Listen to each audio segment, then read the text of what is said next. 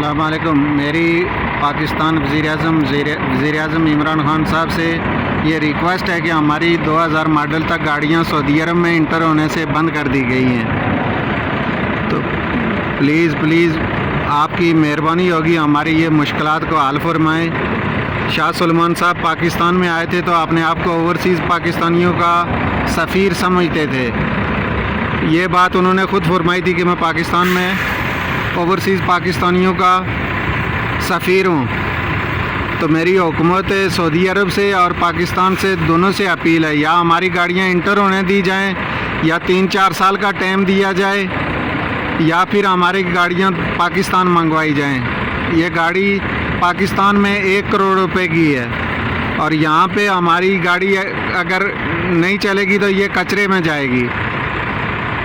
اور پاکستان میں اس گاڑی کو 20-25 سال اور یہ چل سکتی ہے. اس کا سارا اسپیئر پارٹ چائنا سے ملتا ہے اور اچھی کوالٹی کا ملتا ہے.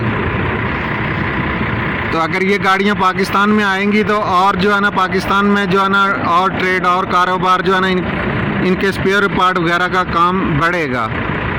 تو پلیز میری ریکویسٹ کو سنا جائے. یہ میرا گاڑی ہے، دیکھو یہ میرا گاڑی ہے.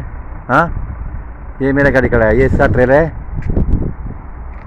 ہے یہ. باقی یہ مکمل دیکھو، یہ پورا گاڑی جو ہے نا یہ دو بیگ کھڑا ہے. دیکھو یہاں سے لے کر آخر تک کھڑا ہے. ابھی تقریباً یہ پارکنگ میں کھڑا ہے. اب یہ لوگ سب پریشان ہیں، غریب سمجھ گئے نہیں. یہ دیکھ لو یہ کتنا گاڑی کھڑا ہے.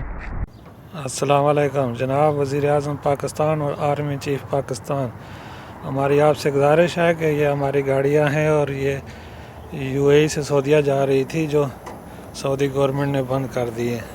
تو پلیز آپ ان کا کسٹم معاف کریں اور فی ڈرائیور ایک گاڑی چھوڑیں تاکہ ہم یہ اپنی گاڑیاں پاکستان لے کے آ سکیں.